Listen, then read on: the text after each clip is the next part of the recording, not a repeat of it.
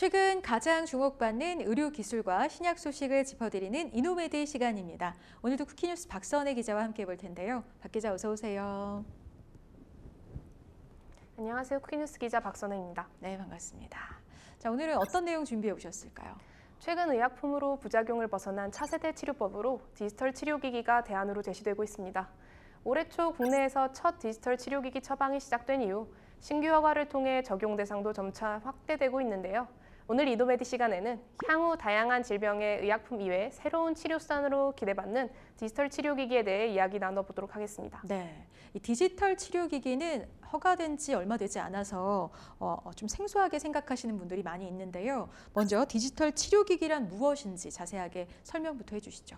네, 디지털 치료기기란 의학적 장애나 질병을 예방, 관리, 치료하기 위해 환자에게 제공하는 소프트웨어 의료기기를 뜻합니다. 다른 의료기기와는 다르게 환자의 치료 과정에서 데이터를 수집하고 그에 맞는 치료법을 제시하는 등 소프트웨어가 직접 치료에 개입합니다. 근데 의사 처방이 있어야만 사용할 수 있는 치료기기인 거죠? 네, 그렇습니다. 임상시험을 거쳐 식품의약품안전처 의료기기 허가를 받고 의사 처방이 없으면 쓸 수 없다는 점에서 일반적으로 사용하는 건강관리 어플리케이션과 차이가 있습니다. 근데 우리나라에서도 올해 1월 첫 처방이 이루어진 걸로 알고 있는데요. 의약품과 비교해서 디지털 치료기기만의 장점으로는 어떤 게 있을까요? 네, 업계에서는 디지털 치료기기가 향후 의약품 이외에 새 치료 수단으로서 임상 패러다임 변화를 가져올 것으로 기대하고 있습니다. 실제 디지털 치료기기는 병원을 매일 방문하지 않아도 물리적인 시공간 제약을 받지 않기에 질환을 주기적으로 관리하거나 개인 맞춤형 의료 서비스 구현이 가능합니다. 의료진 입장에서는 인력 부족 문제를 해결할 수 있습니다. 또한 어플리케이션 내 데이터 공유를 통해 치료 성과나 예후를 체계적으로 모니터링할 수 있다는 장점도 있습니다. 전 세계적으로 고령화와 동반한 만성질환 발병률이 증가하면서 그 필요성이 점점 높아지고 있습니다. 근데 환자 입장에서는 매번 병원을 방문해야 하는 번거로움이 없어서 무척 편리할 것 같다는 생각이 드는데요. 자, 처방의 예를 들어서 좀 설명해 주시면 좋을 것 같아요. 네, 예를 들어 디지털 치료기기는 의료 소프트웨어를 약처럼 처방해 질병의 예방, 관리, 치료에 사용합니다. 불면증 디지털 치료기기 경우 병원에서 시행하는 습관 교정, 수면 질 평가 등 인지행동장애 치료를 모바일 어플리케이션에 탑재했습니다. 환자는 집에서 어플리케이션으로 수면 상태를 기록하고 문제점과 개선이 필요한 부분을 조언받습니다. 또 매일 맞춤형 수면 유도 영상을 살펴보며 치료 과정에 적극 참여할 수 있습니다. 의사는 처방과 함께 주기적으로 피드백을 전하는 형태입니다. 네, 그럼 이런 디지털 치료기기의 시장 전망은 어떨까요? 글로벌 시장조사 업체 마켓앤드마켓에 따르면 2023년 디지털 치료제 시장 규모는 약 8조 원으로 2028년까지 약 30조 원 규모로 성장할 전망입니다. 헬스케어 업계 관계자는 이미 미국, 독일에서는 우울증, 당뇨, 비만 등에 대해 디지털 치료기기 처방을 하고 있으며 국내에서도 다양한 질병에 적용되는 치료기기가 진입할 것이라는 기대가 크다고 말했습니다. 네. 근데 이렇게 성장하는 동안 디지털 치료기기의 세대 교체도 이루어졌다고 들었는데요. 어떤 점이 달라진 건가요? 현재 디지털 치료기기는 2세대로 넘어왔습니다. 1세대는 의료 서비스를 제공하는 데 집중했는데요. 불면증 환자 대상 인지행동 치료와 같은 의료 서비스를 디지털화한 것입니다. 또 데이터 분석 기법을 활용해 환자가 입력한 데이터를 해석하고 정보를 제공하는 데 치중했습니다. 2세대는 AI 기술을 사용하는데요. 챗 GPT, 즉 생성형 AR을 응용해 환자와 소통을 합니다. 임상적으로 안전하고 유효성 있는 근거를 적용해 환자의 치료에 적극적으로 도움이 될 수 있도록 발전한 모델입니다. 단 2세대는 아직 상용화된 제품이 없습니다. 다만 과학기술정보통신부의 실증사업 지원으로 산업계, 의료계, 학계 등 전문가들이 모여 공황장애 대상 2세대 디지털 치료기기를 개발 중입니다. 네, 그럼 이번에는 국내 디지털 치료기기의 개발 및 허가 동향에 대해서 좀 살펴보도록 하겠습니다. 현재 몇 개의 디지털 치료기기가 허가를 받은 상태인가요? 네, 국내 디지털 치료기기는 2019년 개발되기 시작해 2023년 말 첫 제품이 출시됐습니다. 현재 허가된 제품은 4개고요. 임상을 진행 중이거나 식품의약품안전처 허가를 기다리는 제품만 30에서 40개가 있습니다. 그럼 현재 허가된 제품들은 어떤 특징을 가진 치료기기들인가요? 국내에서는 지난해 2월 헬스케어 전문기업인 에임메드의 솜즈가 디지털 치료기기 1호 제품으로 허가를 받았습니다. 이후 4월 웰트의 웰트아이가 2호 제품으로 등재됐는데요. 두 치료제 모두 불면증을 치료하는 앱으로서 환자가 작성하는 수면 일기 데이터를 기반으로 맞춤형 취침 시간 등을 제공합니다. 만성불면증 환자를 위한 표준 치료법인 불면증 인지행동 치료법을 모바일 앱으로 구현한 디지털 치료기기인데요. 이는 수면 시간을 처방해 수면 효율을 높이고 불면증을 만성화시키는 인지적 오류를 수정하며 환자들이 가진 잘못된 수면 습관을 개선하는 방식입니다. 그럼 지난해 허가된 1, 2호 제품에 이어서 올해 3, 4호도 허가가 됐다고 하는데 3, 4호는 어떤 제품인가요? 네, 식품의약품안전처는 지난 4월 디지털 치료기기 개발사인 유넵스의 비비드 브레인, 쉐어앤서비스의 이지브리드를 국내 디지털 치료기기 3, 4호로 허가했습니다. 비비드 브레인은 뇌질환으로 시야장애가 생긴 환자에게 12주간 시지각 훈련을 제공해 좁아진 시야를 개선하는 디지털 치료기기입니다. 가상현실 기기와 앱을 활용해 훈련을 제공하는데요. 향후 뇌 손상으로 인한 시야장애 환자 치료에 도움을 줄 수 있을 것으로 기대를 모으고 있습니다. 이지브리드는 천식, 폐암 등 폐질환 환자에게 8주간 맞춤형 호흡 재활 치료를 실시하는 디지털 치료기기입니다. 보행 검사 결과를 바탕으로 맞춤형 유산소 운동을 처방하고 이후 숨찬 정도 등을 환자가 앱에 기록하는 방식입니다. 네. 이번 3, 4호 허가를 통해서 기존의 불면증에 집중됐던 디지털 치료기기의 적응증이 좀 더 다양해질 것으로 보이는데요. 이미 제품 판매를 시작한 1호 기기와 2호 기기의 처방 현황은 어떻습니까? 에임메디는 지난 1월부터 불면증 치료기기 솜즈의 정식 처방을 시작했습니다. 서울대병원, 삼성서울병원, 고려대 안암병원, 세브란스병원 등 6곳의 상급 종합병원에서 처방이 가능합니다. 하지만 전공의 파업과 맞물리면서 신고 처방률이 급격히 줄었습니다. 두 번째로 시장에 진입한 웰트는 지난 6월 12일 세브란스병원에서 불면증 치료기기 슬립큐의 첫 처방을 이뤄냈는데 한 달이 지난 지금은 상급 종합병원 처방을 잠시 멈춘 상태입니다. 처방이 불가능한 것은 아니지만 적극적으로 홍보를 전개할 때가 아니라는 입장인데요. 웰트는 건강보험심사평가원과 5개월간 급여 인정 기준금액 논의 후 오는 11월부터 본격적인 마케팅에 들어갈 방침입니다. 네. 이 디지털 치료기기 시장에 두 번째로 진입한 기업이죠. 웰트 관계자 인터뷰를 들어보고 다시 얘기 이어가 보겠습니다.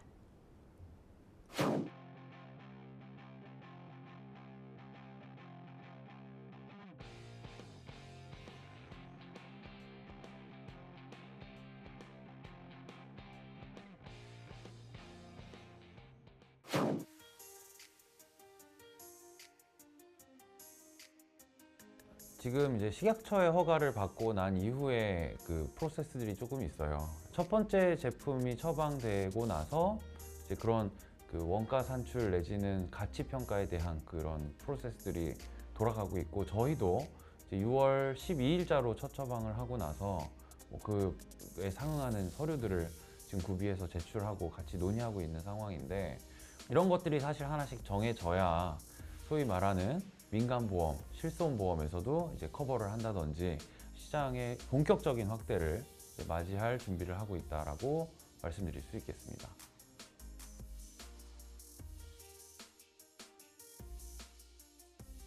환자분들 같은 경우에는 약을 먹지 않고 뭐 약 이외의 방식으로 조금 치료하고 싶어 하시는 분들 같은 경우에 뭐 디지털 치료기기 사용에 대한 요청을 하시는 경우들이 많고요.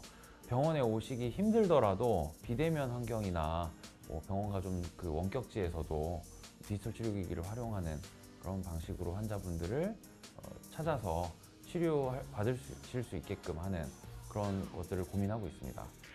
그리고 의사 선생님들 같은 경우에는 뭐 약이 아니라 뭐 새로운 치료 방법을 동원해서 환자분들을 치료할 수 있다는 가능성에 조금 더 학문적인 호기심과 함께 관심을 가지시는 분들이 많고요.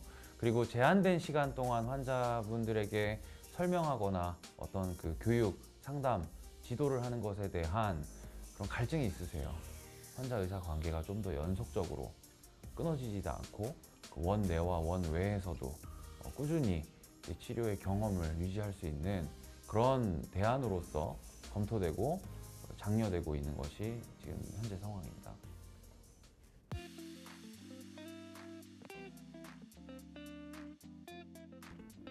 허가는 이제 과학적인 기준을 근거로 지금 이 제품의 효과성을 입증했다 뿐이지, 이 제품을 쓰기 위한 아까 말씀드린 가격 책정, 그리고 선생님들에게 이 제품을 알리기 위한 노력, 환자분들도 또 이 제품을 아셔야 되거든요. 갑자기 앱을 준다? 처방이다라고 하면 의아해하실 수 있기 때문에 이게 처방을 하기 위한 시스템 뭐 이런 것들을 필요로 하고요. 병원 안에서 선생님이 처방했을 때 간호사 선생님이 그것을 받아내고 뭐 약국으로 필요하면 전송이 되고 하는 그런 시스템들에 저희가 만든 새로운 기술, 새로운 제품이 안착하기 위해서 별도로 노력해야 되는 것들이 상당히 많습니다. 그래서 저희뿐만이 아니라 앞으로 2호, 3호, 4호, 10호 이렇게 나올 제품들이 공통적으로 이제 활용하고 누려야 할 환경이기 때문에 조금 더 책임감을 가지고 이제 준비하고 있고, 그 과정이 원활하게 굴러가기 위한 준비 작업이기 때문에 지금 시간이 조금 든다 한들 조급해하지 않고 앞으로 더 좋은 환경을 만들기 위한 과정이라는 그 책임감을 갖고 준비해 나가고 있습니다.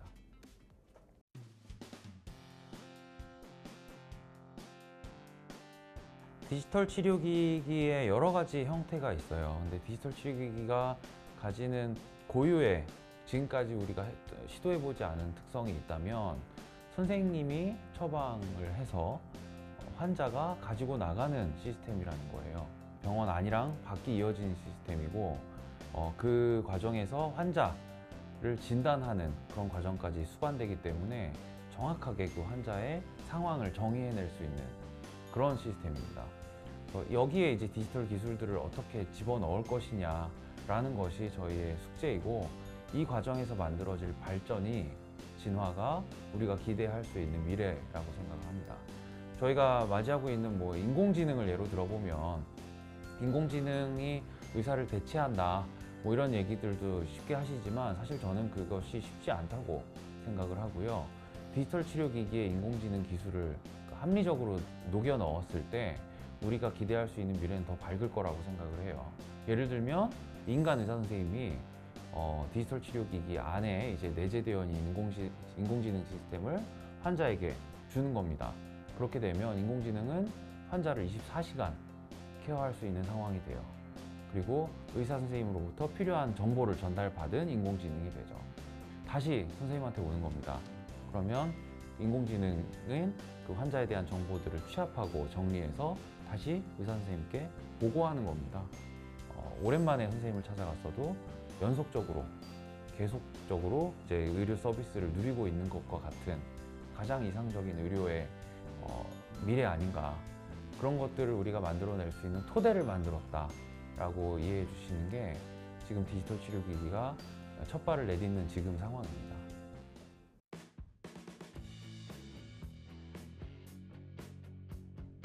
가장 존경하는 창업가가 누구냐라고 했을 때 저는 이병철 회장님이랑 정주영 회장님을 꼽는데, 그 두 분의 사업의 동기가 같습니다. 사업 보국. 그래서 제가 지금 하고 있는 이런 일들이 그래도 우리나라의 미래에 도움이 되었으면 하는 마음으로 열심히 하고 있고요. 우리나라 기업들이 이제 다 같이 성장해서 디지털 제약 산업이 만들어지고 그것으로 사업 보국의 그런 가치를 이루어낼 수 있는 그런 미래를 꿈꾸면서 한 발 한 발 차근차근 나아가고 있습니다. 네, 디지털 치료기기 관련 기업 인터뷰 잘 들었습니다.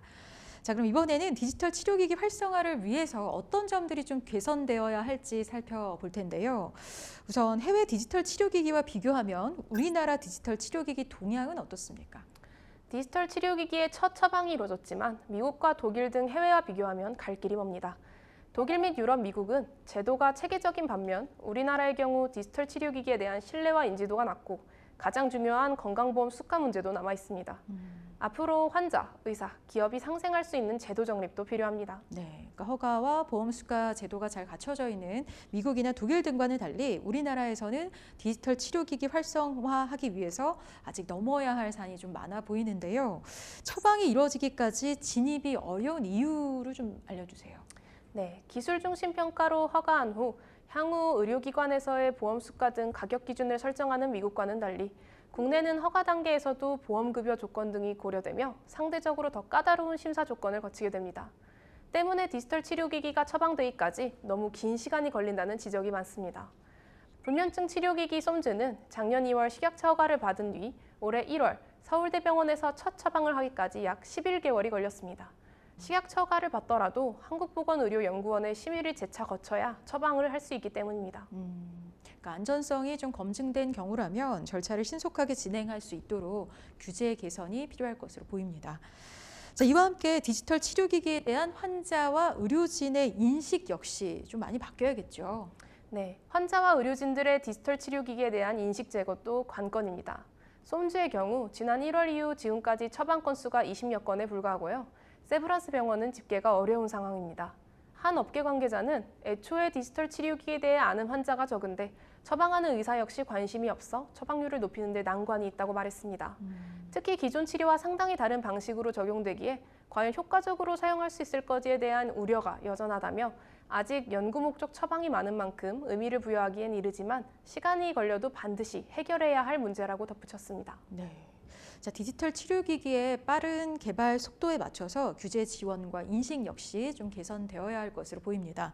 그러기 위해서는 정부의 지원책이나 정책 역시 좀 변화가 필요할 것으로 보이는데요. 현재 어떤 방향으로 개선이 좀 되고 있나요? 현재 보건복지부, 과학기술정보통신부, 정보통신산업진흥원 등 다양한 정부 부처 및 기관에서 디지털 치료기기 개발 실증 지원 사업을 실시하고 있습니다. 올해 3월 업체 모집을 시작했던 과학기술정보통신부의 디지털 치료기기 개발 실증 사업은 과제별 최대 10억 원의 사업비를 제공합니다. 식품의약품안전처는 디지털 치료기기의 신속한 제품화를 위해 노력하고 있는데요. 최근 제정된 디지털 의료제품법은 세계 최초로 마련된 디지털 의료제품 규제 체계로 내년부터 본격 시행을 앞두고 있습니다. 식약처는 이번 디지털 의료제품법 제정안을 통해 디지털 의료기기 구성 요소별 평가 체계를 마련하고 제품 인허가 절차가 간소화될 수 있도록 했습니다. 일례로 디지털 의료기기에 대한 하드웨어 특성과 함께 소프트웨어 특성까지 고려할 수 있도록 등급 분류 기준을 마련했습니다. 아울러 특성별 품목 허가를 위해 소프트웨어 검증, 유효성, 전자적 침해 행위 보호, 사용 적합성 등 항목을 중점적으로 심사하는 규정도 구축했습니다. 네, 잘 들었습니다. 부작용 없이 다양한 질환을 치료할 수 있는 디지털 치료기기가 좀 활발히 사용될 수 있도록 정부의 정책과 지원이 실질적으로 뒷받침될 수 있기를 진심으로 바라봅니다. 오늘 이노메디 여기까지고요. 박선혜 기자와 함께했습니다. 박 기자 고맙습니다. 감사합니다.